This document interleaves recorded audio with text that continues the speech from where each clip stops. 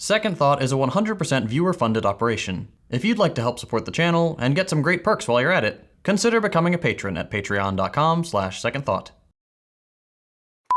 The American Dream. A house in the suburbs, a white picket fence, 2.5 kids, a dog, and enough disposable income to save for retirement and go on a couple vacations a year. Hate to break it to you, but statistically speaking, you'll never be able to afford the American Dream. At least, not the way things are now. You know, with all the...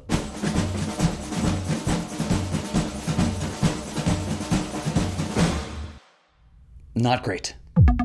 But this notion of the American Dream is persistent. A lot of people believe that it's something that still exists today. The American Dream. The American Dream. American Dream. The American Dream.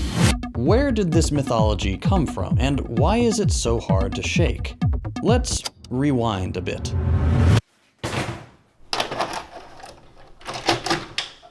Ladies and gentlemen.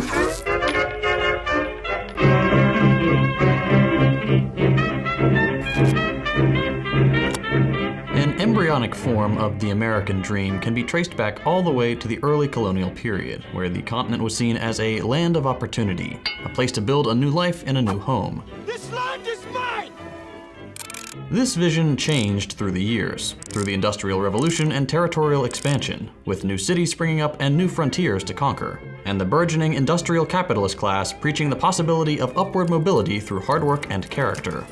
The Gilded Age of the late 19th and early 20th centuries saw a boom in the US economy, and luxuries became more available to those in the middle and upper strata. This decadence and excess was alluring to the working class, who were promised that the only thing that stood between them and the life of their dreams was a little extra labor and determination. This is when the notion of the American Dream began to crystallize. Then came the Great Depression, and the American Dream became more of a national prayer, people hoping that one day they could achieve the stability their parents had enjoyed. FDR's New Deal revitalized the dream, alleviating poverty, stimulating the economy, and providing new opportunities for Americans to build a better life. Americans as a whole are feeling a lot better, a lot more cheerful than for many, many years. Then finally, after World War II, the American Dream as we think of it today became enshrined in the public consciousness. No other people anywhere have achieved more for themselves and for the rest of us than the thousands upon thousands of hard-working American men and women. Good had triumphed over evil, the post-war economy was booming, the middle class was expanding, and you could buy a house for a nickel and 3 strawberries. There's a reason the Americana of the 40s and 50s is so prevalent in fascist propaganda. It tugs on the subconscious faith that the average person today can somehow achieve this miraculous level of general wealth and stability. Of course, there are reasons the American Dream looks like it does in the public consciousness. The suburbs are a staple because upwardly mobile white people fled the cities to create white-only enclaves. Cars are a staple because the auto giants lobbied heavily against public transportation, creating the car dependency crisis we see today. But problems aside, where did the American Dream go off the rails? What happened between the 50s and today that set off the downward spiral? In this present crisis, government is not the solution to our problem. Government is the problem. Okay, it's fun to blame Reagan personally for all our societal problems, but obviously that's an oversimplification. The logic of capitalism requires people like Reagan to act the way they do. That being said, Reagan was particularly zealous. I am paying for this microphone, Mr. If you take a look at just about any graph tracking economic trends, inequality, homelessness, productivity versus wages, there's always a noticeable change in trajectory during the Reagan years. Reagan's administration drastically accelerated the sale of the government to corporate interests. Anything that could be privatized was.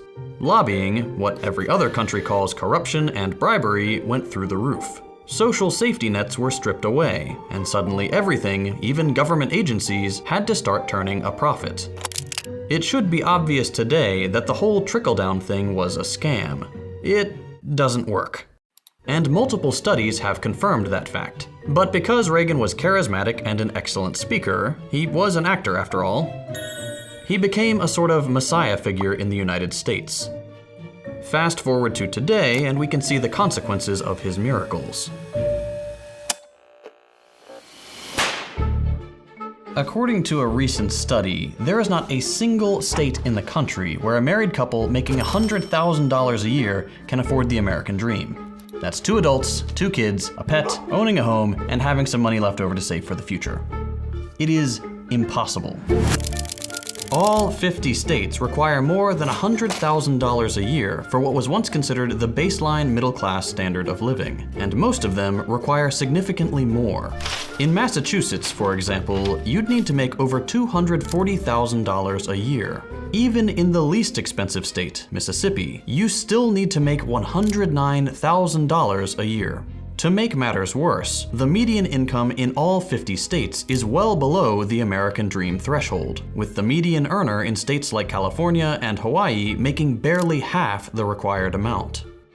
And there's something that bothers me about stats like these. These figures always cite the median income, which, fine, that's a valid way to give a ballpark number. But it leaves out the fact that half of the people in every state don't even come close to the cited figure. If the median earner makes half of what they need to achieve the American dream, what about the people who make half of that? If people making $150,000 a year can't afford to have both a home and children, what hope does everyone else have? Okay, so out of curiosity, I dug up some stats on income brackets. As of 2024, 62.4% of households make less than $100,000 a year. 62% of families in the United States cannot afford a stable, middle-class life in the least expensive state in the country. And this problem is only getting worse. As cost of living continues to skyrocket and wages remain stagnant at best, the dream of owning a home is slipping away from the vast majority of younger Americans. But beyond housing, everything else is getting more expensive too. Cars, gas, groceries, electricity, and especially education. According to the US Bureau of Labor Statistics, average college tuition and fees have exploded, rising by 1,200% since 1980. Kids used to be able to graduate from high school, land a job assembling cars or flipping burgers, and pay their way through college out of pocket. That is impossible today. There's a reason student loan debt is sitting at $1.74 trillion. If a student wants to get a higher education, their only options are to have wealthy parents or go into backbreaking debt. And the worst part is, when they graduate saddled with $100,000 in debt with criminal interest rates, their degree is essentially worthless because the only thing available to most graduates is gig work. As of 2023, almost all new jobs created in the US are part of the gig economy. 59 million Americans, over a third of the workforce, are doing some kind of gig work. That is insane. These jobs do not come with benefits. They do not offer labor protections. You're not classified as an employee. And for things like Uber, you're running your own car into the ground for a company that will not buy you a new one when yours fails. And then you have no transportation and no job. The entire economy is built to be as extractive as possible from as many people as possible to create the greatest profits for the smallest sliver of humanity.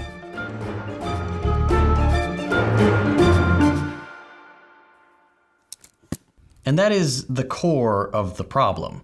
Every economic challenge we face, income inequality, stagnant wages, student loan debt, the cost of living crisis, inflation, the gigification of work, it all stems from the same root cause, the nature of capitalism itself.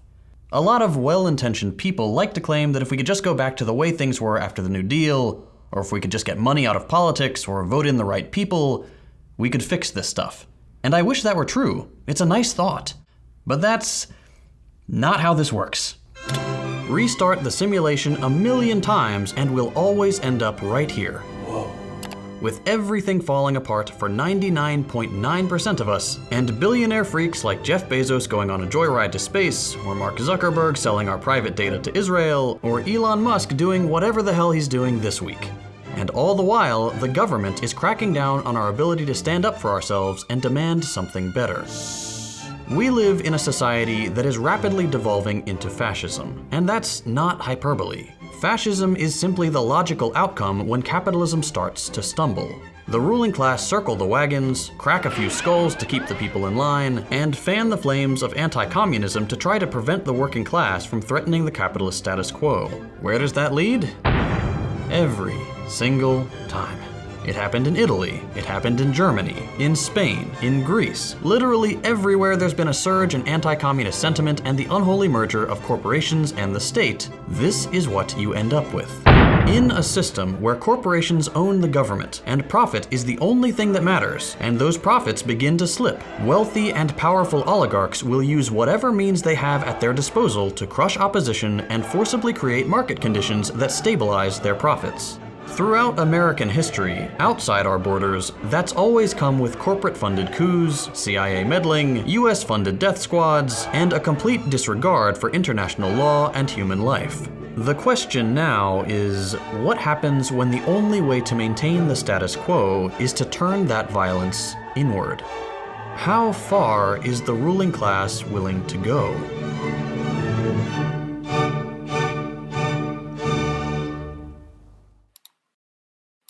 And it may seem like we've gotten off track here, but that's the problem you run into when talking about topics like the American dream. It's part of the legacy of manifest destiny, American exceptionalism, and the myth of what the United States stands for. And that's all tied up with capitalism and the cult of endless growth. It's impossible to talk about one without the other. It's overwhelming to talk about because where do you even begin if everything is connected like this? That's why I start each video with a specific problem, like not being able to afford the American dream. When you begin to see each of these issues not as independent problems, but as cancerous growth spouting from the same disease, it starts to make more sense. When you boil capitalism down to its core characteristics, it looks something like this. An economic system designed to maximize profits by any means necessary, divided into two primary classes: the owner class and the working class. These two classes are inherently in contradiction with one another. The capitalist wants to extract the greatest possible profits from their workers, and the workers want to be paid as much as possible for their labor. These two goals cannot be reconciled, and so there will always be conflict. The problem in hyper-capitalist countries like the United States is that the capitalist class has near complete control. They've destroyed unions, gutted labor protections, bought favorable legislation to make those practices easier, and are now able to make things worse and worse for the average person. That's why you can't afford a home, or groceries, or a car. That's why you don't have any benefits. That's why every new job created is gig work. It's not because you're unlucky, or the country is just going through a rough spot, or the wrong person is in the Oval Office. This is how capitalism works. It will always be how it works, and it's why you will never be able to afford the American.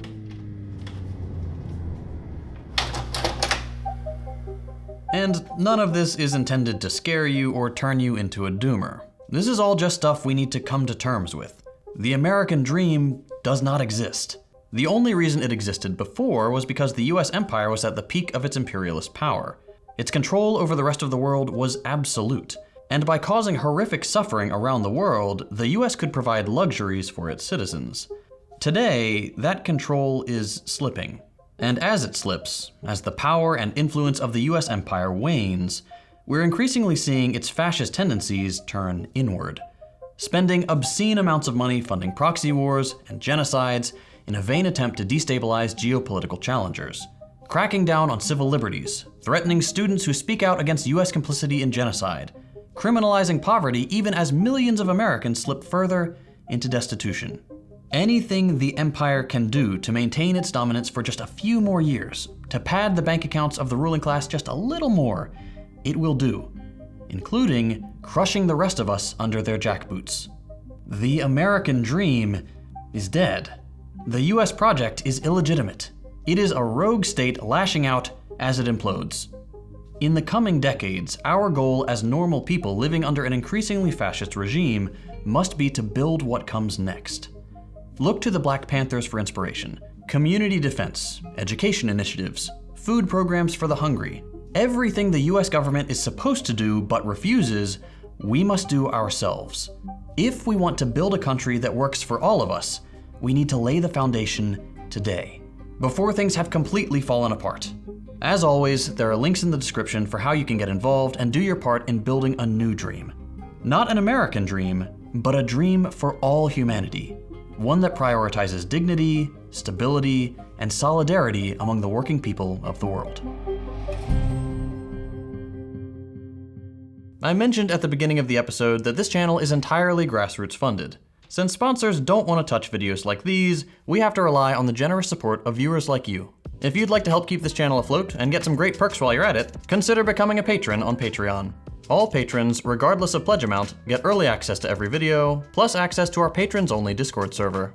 We just made a major update to the Discord, with a revamped leveling system and monthly Discord Nitro giveaways to active members. We've also got a bunch of other cool stuff like a book club, live Q&As with me every month, and a dedicated educator role for users ready to answer any questions you have about socialism. We've built a thriving community, and we'd love for you to be part of it.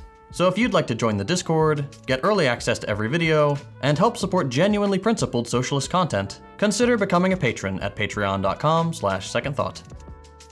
If you enjoyed this video, leave us a like. If you hated it, a thumbs down. You can check out our other content by following the links on your screen. Thanks for watching, and we'll see you next time.